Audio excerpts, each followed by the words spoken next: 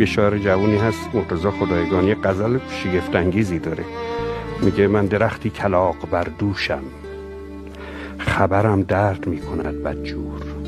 کلمات رو چجور داره استفاده میکنه؟ یک کلاغی که خبر بد میاره بعد آدم آزرده میشه. من درختی کلاغ بر دوشم، خبرم درد میکند بدجور. ساقه تا شاخه هم پر از زخم است، تبرم درد میکند بدجور. یک اشاره بدون انگشتم، اثرم درد میکند بدجور. هرچه کوه بزرگ میبینی همگی روی دوش من هستند. عاشقی هم که قوز بالا قوز، کمرم درد میکند بدجور. تو فقط صبر میکنی تجویز، من فقط صبر میکنم یک ریز. بس که دندان گذاشتم رویش، جگرم درد میکند بدجور. بستری کن مرا در آغوشت،